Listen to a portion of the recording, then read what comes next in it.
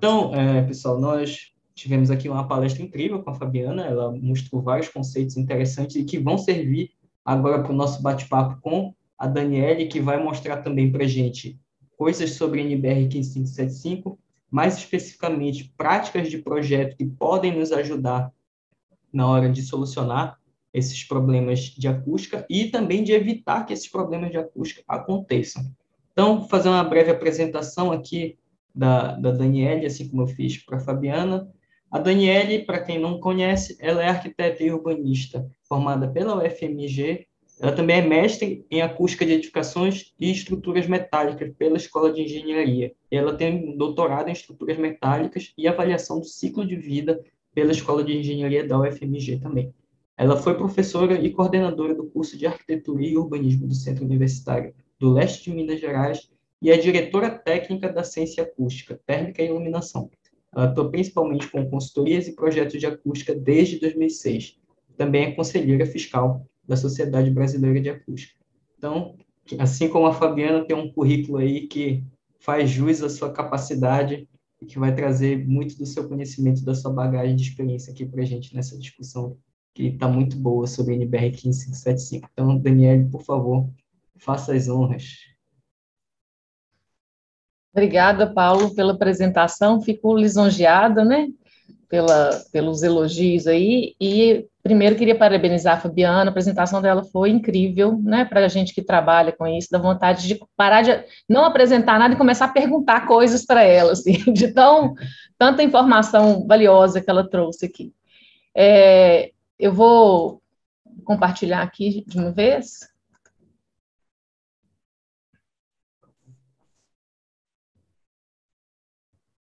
Está passando aí? Sim, sim. Tá? Então, o Paulo deu uma apresentação, né, do escritório. A Ciência, ela tem 2 anos só, é um escritório que eu comecei em 2019, dedicado à acústica, que desde então eu dividia meu tempo, né, entre a área acadêmica, projetos de arquitetura em geral e projetos de acústica, e aí, de 2019 para cá, eu estou focando só nessa parte de acústica. Só para contextualizar o meu lugar, né? Eu estou aqui em Patinga, que é interior de Minas Gerais, 200 quilômetros de Belo Horizonte. É uma região metropolitana. Acho importante dizer isso porque os meus exemplos têm a ver com essa realidade construtiva, que talvez é uma realidade muito comum no restante do Brasil, né? É uma região, uma das primeiras regiões metropolitanas desenvolvidas sem ter uma capital, né?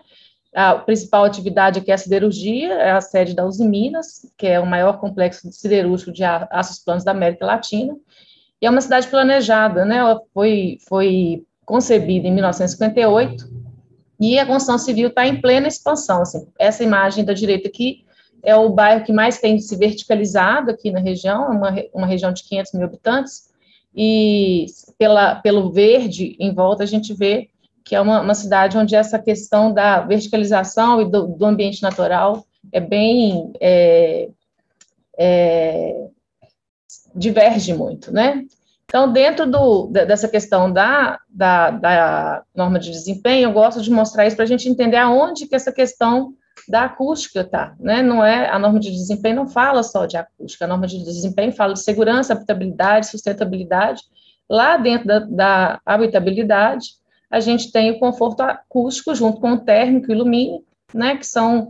Que andam muito de mãos dadas, porque são definições que influenciam diretamente nos sistemas construtivos semelhantes, né, os mesmos sistemas construtivos, e eu trouxe esse slide aqui porque, dentro das minhas conversas com as construtoras, a gente tem muito essa dificuldade de que eles entendam que o conforto acústico, que o desempenho acústico, desculpe o nome ali, eu sei que está desatualizado, o desempenho acústico é fundamental na edificação, sendo que eles têm outras demandas, né, e isso vai muito de um entendimento do cliente final, né, do entendimento do proprietário de que ele teria direito a isso, né, de que a norma de desempenho ampara ele dentro do desempenho que essa edificação deveria ter. E aí, né, uma das conversas que eu já tive com o pessoal das construtoras foi exatamente isso, assim, vale a pena pagar para ver, esperar para ver se o cliente vai entender que ele está sendo lesado, né? De repente vale. Muitos pensam assim, eu vou fazer do jeito que eu tenho costume de fazer, que eu tenho segurança, tenho não sei quantos anos de mercado. As pessoas que moram em apartamentos, porque a norma de desempenho é de residências, né? Não só apartamentos, mas as pessoas que moram em apartamentos já vão sabendo que vão ouvir certos tipos de ruído, então eu pago para ver, né? Mas aí, dentro desse contexto, a gente teve essa questão da pandemia, onde os ruídos começaram a incomodar muito, porque as pessoas começaram a trabalhar em casa, né? Isso aqui é uma imagem da minha casa, né? A minha varanda virou um home office, e o desempenho desses ambientes começou a ficar em xeque.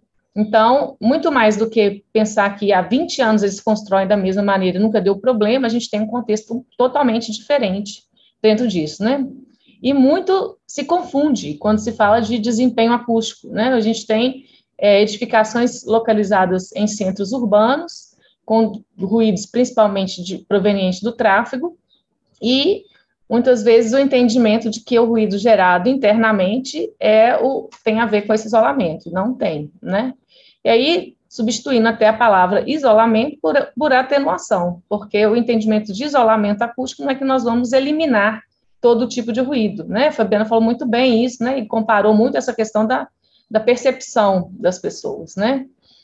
E aí eu trouxe uma abordagem um pouco parecida com a da Fabiana, vou passar rápido no que ela já explicou muito bem, né? Mas vou só contextualizar aqui, questão da classe de ruído, né? Que a norma melhorou muito isso dentro do ponto de vista do desempenho, né? E do conforto do usuário, que é esse entendimento de que tem que ser simulado, né? Ou ter uma medição específica para isso, para a gente entender qual é a classe de ruído que cada edificação está enquadrada. Que eu coloquei uma situação onde a gente consegue classificar de acordo com a 10.151, que é situações mínimas, né? Quase nenhuma edificação vai se enquadrar dentro disso, e é um assunto a ser tratado por uma consultoria de acústica, né? Tem os mapas de ruído, que são outras possibilidades de definição de classe de ruído, e as simulações, né, ao longo do edifício, do entorno, para a definição do que está chegando em diversos pontos da fachada.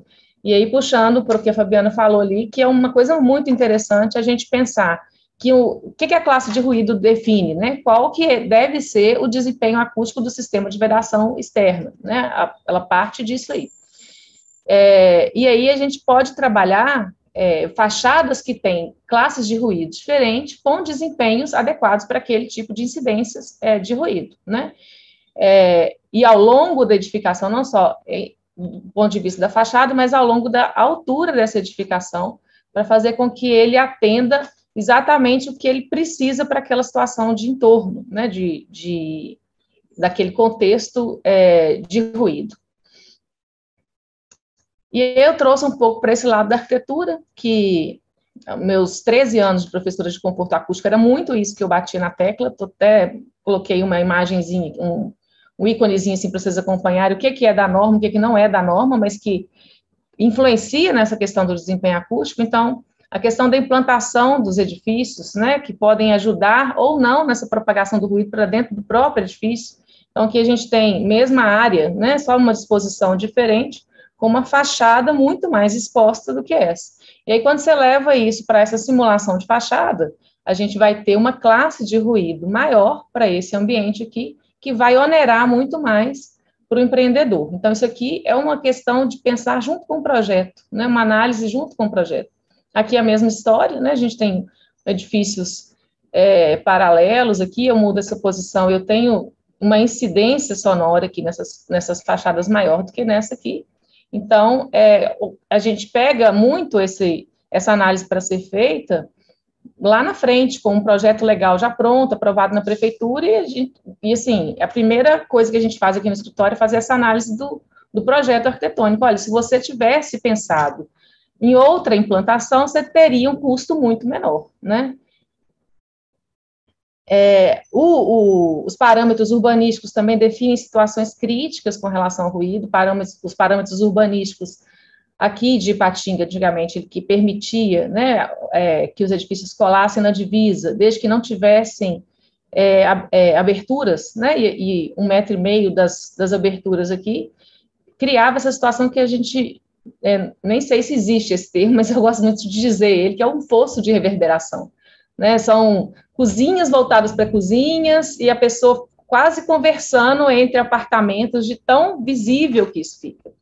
Então, uma decisão de projeto pode minimizar esse tipo de situação aqui, que não é uma coisa, não é uma exigência da norma, mas é um incômodo do usuário final, né? Eu acho que a gente tem que estar sempre pensando nisso. Isso aqui é uma análise de um edifício, né? Mostrando essas fontes ruidosas, né? Uma linha férrea, vias de tráfego intenso, uma escola, né, que ao lado desse edifício, essa escola vai trazer muitos problemas. Então, quando você vai projetar esse edifício, saiba que você tem uma escola ao lado, né? E hoje, dentro desse contexto que as pessoas trabalham em casa, um recreio debaixo de uma cobertura, né, um pátio coberto, é um estrondo dentro de casa, incomoda muito, né? Aqui a gente tem uma outra situação, que a gente tem a linha férrea, aqui, que era uma rodovia, e aqui uma área industrial. E esse mesmo edifício aqui, em corte, mostrando a influência desses elementos em cada pavimento, né? Isso é uma apresentação para um cliente, para compreensão e entendimento dele do que ele realmente está recebendo ali. Então, os andares mais altos, né, normalmente uma cobertura mais cara, ela está com uma incidência de ruído maior. Então, a demanda por isolamento ali vai ter que ser maior, o estudo em cima daquilo ali tem que ser maior, né? Então, esse edifício aqui, ele está protegido pelo próprio entorno dele, a partir da 12ª laje, ele tem uma incidência muito maior de ruído, e aqui eu tenho uma cobertura, né, que tem até uma área de esquadria maior, então o trabalho em cima disso é um trabalho muito mais caro. Esse mesmo edifício, né, mostrando essa projeção da barreira que ele tem com o vizinho, e o desenho dele, que cria esse elemento que vai trazer uma propagação do ruído de um ambiente para o outro. Aqui esse mesmo ambiente implanta, né, esse mesmo projeto implanta, e aí, olha só, a gente tem aqui uma suíte, outra suíte, banheiro de um lado do outro. Então, essa esquadria aqui, se ela não for bem tratada, a gente vai ter um incômodo muito grande. Aqui a gente fez um estudo mostrando que a gente poderia aumentar um pouco esse septo aqui para criar uma barreira a mais.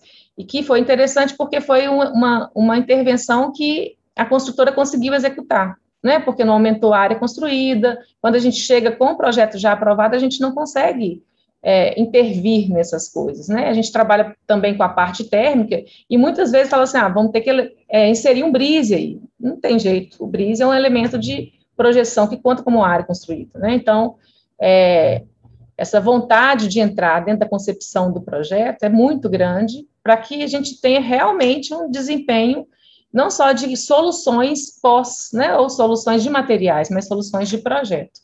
Aqui a gente tem aquela imagem da escola, né, e a projeção desse ruído ao longo dessa fachada voltada para ela. E aí a gente trata, né, de especificação de esquadrias de acordo com esse nível incidente aqui, e a nossa prática aqui é que é muito difícil fazer com que eles executem esquadrias diferenciadas de acordo com o pavimento. Por quê? Porque tem uma questão de aproveitamento, o fornecedor de esquadrias, né, ele faz de tudo para vender um mesmo padrão para o prédio inteiro. E aí ele até começa a mostrar assim, olha, como eu tenho uma quantidade de esquadrias com uma especificação menor do que a outra, eu tenho um aproveitamento menor de material, né, porque eu vou usar perfis diferentes, e aí não vale a pena para mim. Então, o sonho é a gente conseguir fazer esse detalhamento por pavimento, mostrar assim, olha só, essa esquadria tem essa especificação para conseguir ter uma atenuação adequada para ali. Mas, na prática, a gente tem essa dificuldade, né, que é uma dificuldade do próprio mercado, né, da logística, né, do mercado imobiliário. Aqui tem uma outra situação que não é contextualizada dentro da norma, né, que é essa questão são um edifício voltado para uma rua aqui, a fachada principal, e aqui estão as salas desse edifício. E aí uma varanda. E aí essa varanda, ela é uma possível projeção de ruído para dentro da sala, né? Só na classe 3 que tem uma exigência de isolamento para salas, e aqui uma sugestão de trabalhar o forro para que esse ruído seja atenuado, né? Que está dentro dessa fase de especificação até de acabamento final, né? Então, vai trazer o desejo é que o desempenho acústico seja apresentado como um valor, né? Um valor agregado. Então, assim, seria muito legal se a gente conseguisse que eles fizessem as propagandas dos edifícios, dos empreendimentos, falando, ó, eu atendo ao nível intermediário, eu atendo ao nível superior, né? Mas por uma questão até do custo da simulação da fragilidade da prática construtiva, isso aí é uma realidade distante para a gente, né? Aí, assim, a Fabiana fez isso muito bem também, e eu peguei uma imagem aqui, trabalhando nessa questão do cálculo, né? O quanto que a gente perde de isolamento quando a gente vai inserindo áreas de abertura, que é o que traz aquele problema de salas, né? Que eu tenho uma sala que vai ter uma área de abertura maior, então o desempenho acústico dele vai ser menor se eu uso o mesmo sistema de esquadria, bem menor, né? Então, aqui, se eu tenho uma parede toda vedada, né, de uma maneira muito simplória, assim, eu teria um isolamento de 40, né, passando aqui para 1/8 de área, aqui eu tenho 28 dB, então de 40 eu caio para 28, depois eu vou caindo para 26, 23, até considerando que essa esquadria tem um RW de 20, né, vai ter o 20 final. Então, a gente, né, repetindo o que a Fabiana falou, a gente tem que trabalhar nas esquadrias, ela é o elemento principal, mas ela não é o elemento que vai garantir, o desempenho da esquadria, que é um erro muito comum, eles pegarem um laudo e falar, olha, essa esquadria tem um RW de 30, então a minha fachada isola 30. Não, ela não isola 30. E não são todas, né? Eu tenho clientes que falam assim, que ótimo que você está fazendo esse trabalho para a gente, porque agora a gente não vai precisar mais, nós vamos repetir esse padrão em todos os próximos. Não, de jeito nenhum, né? O volume do ambiente faz uma diferença muito grande, porque quando a gente fala de desempenho, a gente está também contando com a reverberação e a perda da energia sonora ali dentro. A proporção que eu tenho, né, de áreas de esquadria com áreas de paredes fechadas, né, vamos dizer assim, também vai fazer muita diferença. Então, cada edifício tem um comportamento, né, cada edifício tem um desempenho, mesmo você seguindo a mesma lógica. Só da gente falar da questão da implantação, fica muito claro isso, né. Aqui eu tenho algumas situações, né, que estão mostrando as áreas que devem ter que se enquadram na norma, né, que eu preciso trabalhar o desempenho acústico das fachadas, né, dos sistemas de vedação externa. E aqui, quando eu passo para uma esquadria de 30 dB, então, o que é que eu estou incorporando de isolamento, que comprova exatamente que é a esquadria o elemento principal. Aqui tem a classificação do nível intermediário, do mínimo intermediário superior pelo RW, e mostrando que quando eu coloco uma esquadria com um isolamento de 30, né, com o índice de redução sonora de 30, com 25% de abertura, ela está no intermediário. Na hora que ela chega em 50% de abertura, ela cai para 30, aqui no intermediário. E aí depois ela vai para o mínimo, né? Então, é a esquadria o principal responsável pelo desempenho de um sistema de vedação vertical externa. Aqui, mostrando esse mesmo edifício, quando a gente muda de pavimento, que ele muda, começa a ter uma suíte master maior, com uma esquadria maior, então, usando a mesma solução, a gente não vai chegar no mesmo resultado, né? É uma situação frágil. A questão da sala, né? Porque a gente tem uma área de esquadria muito maior, então o desempenho dele vai ser menor. e essa parte da cobertura, que é interessante que, ao simular esse edifício, o melhor desempenho é desse quarto de serviços. Por quê? Porque ele é um menor ambiente, com uma menor esquadria, com uma menor proporção, né? Então, se a gente usa o mesmo sistema de esquadrias para todos, essa pessoa que mora nessa cobertura duplex aqui, ela pode escolher ir trabalhar lá no quarto de serviço, que é onde ele vai ter o melhor isolamento. E uma outra prática muito comum aqui é o uso das venezianas. Então, o que é vendido? É um quarto que ele tem um blackout de 100%, ele consegue fechar. Então, para isso, eles usam essas venezianas, que não são, dependendo do custo, não é uma persiana integrada, é a veneziana que corre de um lado para o outro, e coloca vidro só em uma das partes, né? Então, eu já tive um cliente que eu fiz uma especificação da linha de esquadria, da espessura de vidro, e ele fez, só que ele fez isso, né? Então, o que eu tenho? Eu tenho 50% da minha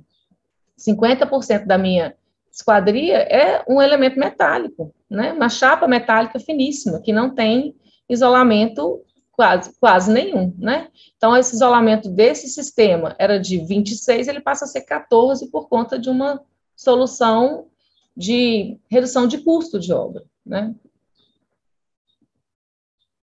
Aqui, Fabiana também falou disso, e é um tema muito comum, né, dentro da minha prática aqui, que é o uso dessas peles de vidro.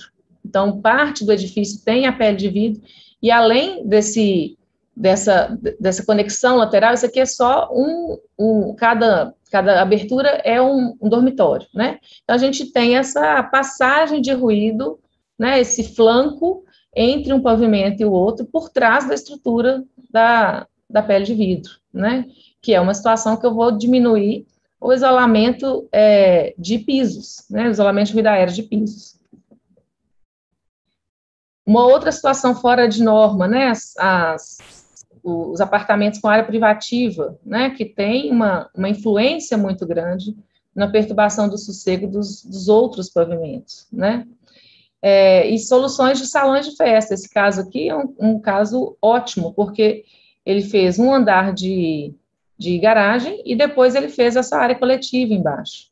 E aí eu tenho um isolamento pelo projeto, né? Não tem que ter uma preocupação com relação a isso. Nessa outra situação, eu tenho esse salão de festas que ele avança um pouco à frente do edifício e aí ele cria o mesmo problema das áreas privativas, né? Ele vai projetar esse som aqui. Então, por mais que você tem que pensar numa esquadria de alto desempenho aqui para esse lugar, né? E, além disso, pensar que em uma situação que eu estou numa varanda aberta, eu não consigo ter muito controle sobre isso. E as fachadas ventiladas, né? O uso de ACM, que está crescendo muito aqui, né? E eu fiquei desesperada quando eu comecei a ver como isso era executado. Então, aqui teve um vendaval um dia e uma fachada saiu. Na hora que eu olhei atrás, eu falei, gente, isso tem um tempo. Não acredito que esse pessoal não reboca essa parede. E ai de mim de falar que é para rebocar uma parede dessa. Então, isso aqui é uma foto de obra.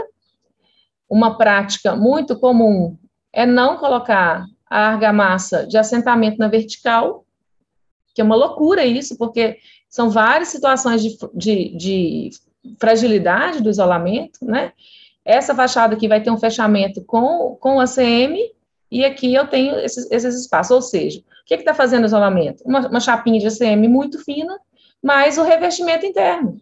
Então, eu tenho 1,5 cm de reboco, 2 centímetros de reboco fazendo esse papel do isolamento de uma área muito grande aqui, né? E outras situações de obra, né? Então, você faz uma especificação de um RW de 45, eu até brinquei que era uma vez um RW de 45. Essa parede aqui é uma parede de vedação externa, voltada para uma rodovia, uma ferrovia, e eu falo que ela parece um cobogó, né? De tanta abertura que ela tem. Que tem até uma medida que eu fiz da abertura que existe entre um lado e o outro. E aí você vai lá na obra. Esse é um trabalho que eu gosto muito de fazer, assim, que a gente faz não só faz uma consultoria para atendimento da norma de desempenho, mas a gente faz esse acompanhamento em algumas situações. E aí a gente projeta uma coisa, chega lá e ver um sistema que está totalmente vulnerável com relação ao isolamento, né?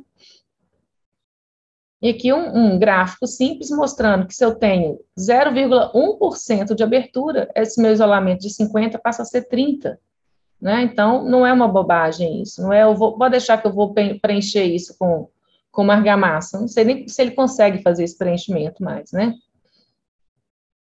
Aqui são algumas situações que a gente tem esse enfraquecimento, olha essa solução aqui, ó. Muito inteligentemente, a pessoa, para completar, ao invés de botar o tijolo assentado na posição né, original, ele vira ele. Então, eu tenho outro tipo de cobogó. Então, é uma situação que depois vai ser fechada com um revestimento, né, nas duas faces, mas que eu tenho uma passagem de ruído facilitada, né? Nesses dois a gente tem aqui sistemas de ar-condicionado, né? Que quando a gente pensa na construção civil, a gente fala, gente, que loucura, né? Faz uma vedação, é a nossa realidade, para depois sair furando ela, né? Então, como que você faz uma predição de isolamento dentro de um contexto desse, né? Realmente, a norma tem que exigir a medição, né? Tem que exigir o ensaio, porque é muita variável fora do controle da concepção de um projeto acústico. Nesse caso aqui, olha aqui, Fabiano mostrou uma parede que eles fizeram um shaft todo aberto entre um ambiente e o outro, né? Que cortaram tanto para poder passar um excesso de tubulação que virou um buraco debaixo da janela, né? E essa é a realidade de 80% da construção civil brasileira, né? Principalmente nessas áreas que não são áreas de capitais, né? Aqui, né, o isolamento entre ambientes, né? Então a gente tem as situações mais críticas, que são onde eu tenho ambientes de dormitórios, né? Então, aqui tem uma imagenzinha apresentando isso, né? Entre salas, 40, onde eu tenho um quarto, eu tenho 45, né? E aqui uma análise de projeto para apresentar quais são essas vedações que precisam de mais isolamento, né? Então, aqui eu tenho um pavimento com 4 unidades, onde esses dois aqui, até interessante, é um pai e um filho. Aí um precisava de mais um quarto e passou isso aqui para o lado de lá. Então, na hora que tem essa personalização do projeto, o que você concebeu vai por água abaixo, né? É outra conversa. Né? Se eu penso que essa vedação aqui tem que ter uma preocupação maior, na hora que eu faço isso, perdeu, já é isso aqui era uma parede interna, né? Era uma parede de dentro da própria unidade. Aqui eu tenho a situação do salão de festas, né? Que, nesse caso aqui, esse salão de festas, ele é num andar de apartamentos ainda, né? Então, esse isolamento daqui para cá, não só de parede, né? Mas do sistema como um todo, ele é extremamente importante para que não haja um problema futuro, né? Não só de acordo com a norma de desempenho, mas pela 10.151, né? Pela lei do silêncio. E aqui a gente tem uma área de cobertura coletiva, que é esse espaço aqui, né? Que é uma outra situação extremamente crítica, de piscina em área de piscina coletiva em área de cobertura, né?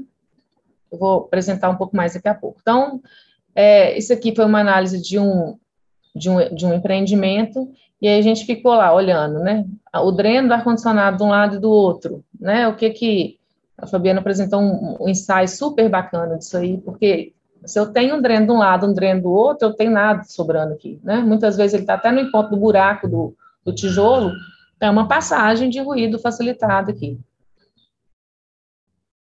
E aqui a gente tem um projeto de interiores que está enfraquecendo uma situação que eu tenho aqui, ó. Então, essa parede aqui vai receber esse tipo de iluminação. Então, a pessoa vai descascar a parede para poder encaixar uma calha de iluminação ali. Então, perdeu todo o trabalho do isolamento, né? Tomadas, né? Uma de costas para outra, entre quartos, eu falo que vira um telefone sem fio, assim, né? Você pode falar de um lado para o seu vizinho te escutar. Essa questão dos drenos, né? Então, é uma coisa muito comum mesmo, assim, a gente não tem não tem muito controle sobre isso, né? Deveria ter, inclusive. E aqui a questão das piscinas em coberturas, que vão dentro da parte de ruído de impacto, né? Que é um problema muito difícil de solucionar, não é impossível, mas ele é muito difícil de solucionar e muito oneroso. Então, o projeto tem que prever isso, né?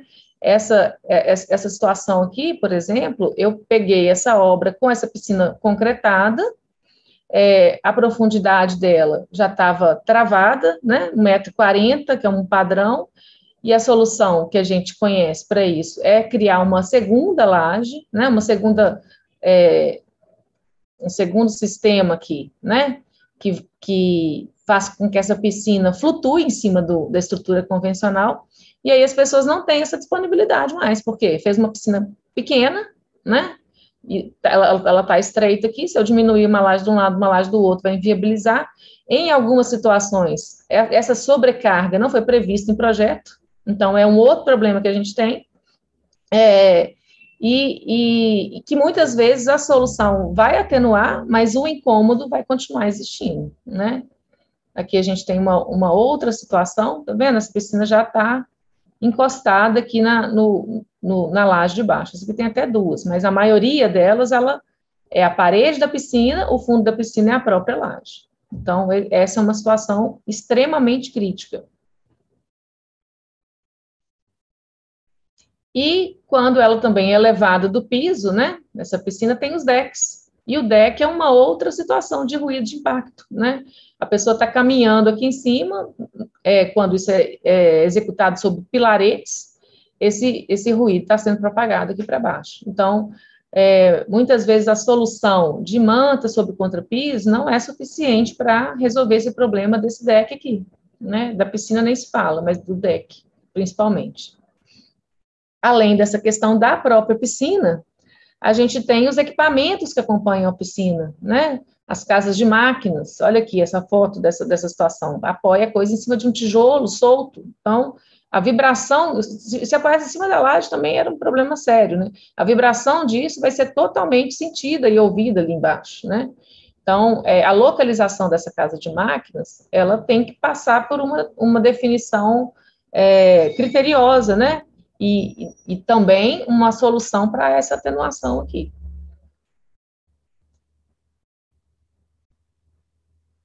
E aí, sistemas de piso, né, que a Fabiana falou muito, muito bem mesmo. Infelizmente, nós temos critérios mínimos apenas para dormitórios, que eu acho uma pena, né, e os nossos valores estão muito aquém do desejável, né, e é uma das principais reclamações de ruídos entre vizinhos, né. Então, a solução disso, que não seja uma solução em obra, né, durante a obra do empreendimento, ela é muito difícil de ser feita, né? Você pode criar um outro sistema no ambiente que está incomodado, no ambiente receptor, mas você vai ter que isolar ele todo, né? Você vai ter que fazer um forro desconectado, repetir parede desconectada, até piso, né? Então, é uma solução inviável. Quando você já tem uma marcenaria, você não consegue fazer esse tipo de coisa. Eu tenho uma cliente, né? Eu tenho muitos clientes particulares, assim, que não construtoras, que num desespero de resolver um problema que incomoda muito, que está atrapalhando a qualidade de vida deles, acabam nos procurando e fazendo intervenções que eu acho, assim, super drásticas. Então, eu tive uma cliente que conseguiu negociar com a vizinha de cima e mudou o piso da vizinha, porque ela é professora universitária, dá aula dentro de casa, o dia inteiro o vizinho andando, e ela estava ficando surtada já com aquela situação. Então, olha a que ponto que a coisa chega. A pessoa consegue mudar o piso do vizinho, inserir uma camada resiliente ali, para poder fazer com que esse isolamento aconteça para diminuir a situação de incômodo, né? Aqui a gente tem uma análise, né, de um sistema de uma laje de 20 centímetros, né, todas dentro do nível mínimo. Então, a maioria dos sistemas construtivos brasileiros de laje, eles atendem ao mínimo, e não é à toa que esse mínimo é esse valor, né? E essa situação aqui desse empreendimento, eles solicitaram que eu fizesse uma simulação para 25 centímetros, para uma laje de 25 centímetros, e aí eles começaram a atender, né, aqui está a de 20, em azul está a de 25, começaram a atender o nível intermediário. E depois, com a 20, a laje de 20, mais 5 milímetros de manta de polipropileno de baixo, né, aí ela já começa a atender o nível superior. E numa conversa rápida, né, fizemos uma conta, só de laje, assim, 5 centímetros aumentado em laje, dá mais ou menos R$10.000 por pavimento. A manta de 5 milímetros dá R$2.000. Então, e ainda tem muita construtora muito resistente com o uso da manta, muito resistente mesmo. Eles questionam muito a questão da durabilidade, a questão não da durabilidade, mas de algum tipo de patologia no sistema de piso final, né? Então, eles preferem incorporar peso na laje do que colocar a manta sobre o contrapiso. Eu já tive uma outra situação também, de um cliente que me contratou durante a obra do apartamento dele, e aí eu fiz essa especificação, esse cálculo, esse detalhamento, até um acompanhamento da obra, para que não haja nenhum tipo de passagem, né, de conexão, de rigidez ali, e o dono da construtora, ele fez uma manta sobre o contrapiso de cima, o dono da construtora colocou tanto medo no cliente que ele tirou, né, ele tirou, porque falou, você vai ser responsável por qualquer dano que tiver no piso do vizinho de cima, né, qualquer tipo de patologia que acontecer ali vai ser um problema seu, você assina esse termo de responsabilidade aqui. Então, é uma cultura que tem que ser mudada, né. A questão do ruído hidrossanitário, né, que eu vou passar aqui, porque a Fabiana já falou também, e é uma situação que em projeto ela tem que ser muito observada, né? Se eu tenho situações onde eu estou colocando equipamentos hidrossanitários colados em quartos, né, passagens de tubulação voltadas para quartos, a gente pega situações que às vezes a posição da cama vai ser o lugar onde está passando essa tubulação por trás. Então, nós vamos ter esse incômodo. E aqui, o recorde de solicitações é para ruído hidrossanitário, porque é um tipo de incômodo que não é constante, né? Então, no meio da noite, a pessoa acorda porque o vizinho está usando o banheiro. Então, aqui a gente tem essa situação, né? Uma parede voltada para o banheiro e essa tubulação que pode estar dando por conta da desconexão, de uma falta de tratamento, até o tipo de tubulação que eu tenho ali, vai gerar um ruído para esse ambiente aqui. Eu já tive uma situação interessante, que era de uma casa, da suíte do casal e o quarto da filha, com o banheiro da filha do lado, e o pai acordava todo dia, 5h40 da manhã, porque a menina levantava e ia tomar banho. E aí, o que faz? Vamos abrir tudo, vamos envelopar essa tubulação, vamos fazer o caminho dela, e era uma tubulação pressurizada, né? Era uma casa de alto padrão, e eles queriam pressurizar a casa a água da casa toda. E depois de um tempo eu retornei, né, para o engenheiro que me contratou para essa consultoria e perguntei qual solução que você optou por ela, porque eu passei algumas opções para ele. Falou, não, a gente conversou com a filha e ela falou que a água estava muito forte, então aquela pressurização estava incomodando ela. Então a intervenção foi reduzir a pressurização. Então você vê que todas as situações devem ser analisadas, né, porque foi muito mais fácil resolver dessa forma e já era um outro incômodo, né, para quem estava gerando esse ruído. Aqui a gente tem uma mudança de uma personalização no apartamento superior, que fez com que toda essa tubulação ficasse exposta no andar inferior aqui. Então, é um vídeo, vou só mostrar para vocês verem o caminho disso.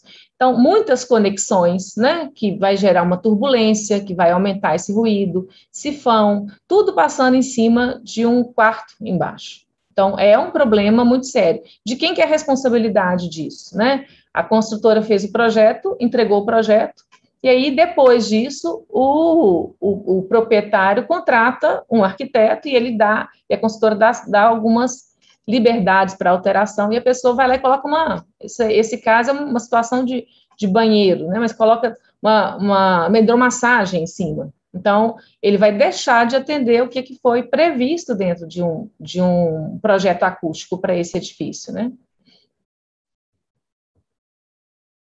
E aí, algumas situações onde a gente apresenta, né, soluções para minimizar esse tipo de ruído.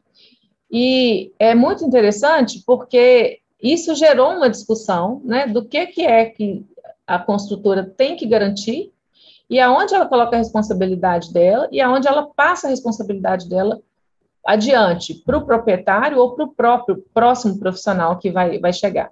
Então, a gente tem um cliente que a gente está gerando uma diretriz para personalização de projetos, né? Ele vai apresentar para os arquitetos contratados pelos proprietários do que ele realmente tem que seguir, né? Não seguir, mas ele entender. Então, a primeira informação sobre o desempenho desses sistemas construtivos, né? O que cada elemento está contribuindo para o desempenho, e quais são essas paredes frágeis, né? Quase que um as-built falando assim, ó, você não abre essa parede aqui não, porque aqui tem uma tubulação e você pode furar essa tubulação, né? Eu tenho uma vedação que tem um desempenho de 45 decibéis, e se eu começar a furar essa parede, eu vou perder esse desempenho, né? O entendimento da fragilidade do desempenho para a própria edificação e quais são as intervenções que ele faz na unidade dele que vai atrapalhar as outras unidades. Então, essa alteração de área de posicionamento hidráulico em cima das unidades inferiores, isso, ele tem que ser responsável pelo que ele está gerando no vizinho de baixo, né? E o mais interessante, né, que eu achei, nem partiu da consultora essa fala, assim, a demanda de estudos específicos sobre responsabilidade do arquiteto de interiores para garantir o desempenho projetado. Vão mudar?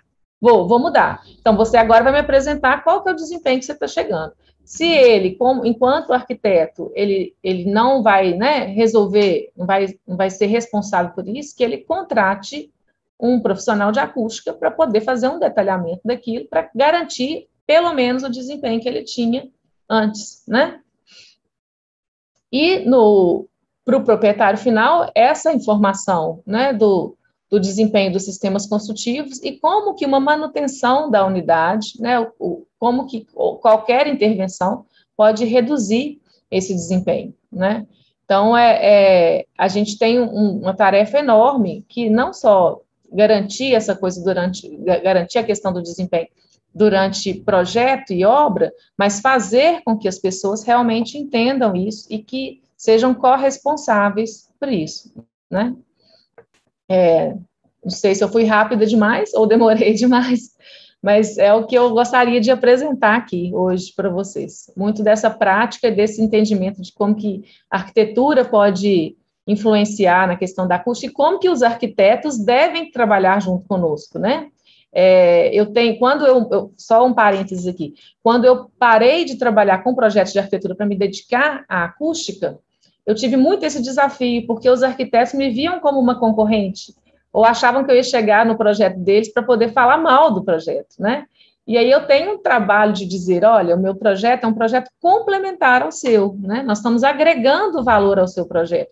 E quando você mostra para o cliente que você sabe que existe um possível conflito, você tá ganhando a confiança dele, né? Você não está dizendo para ele que você não é capaz, porque um arquiteto, ele não é capaz, por exemplo, de fazer um projeto hidráulico, né? Então, a gente tem que dividir essa responsabilidade. Entender que existem pessoas para solucionar isso, né, e para contribuir, né, dentro desse contexto. Perfeito, Daniele. Muito boa apresentação. Muito obrigado por essa experiência toda e todos esses conhecimentos que trouxeste para a gente aqui.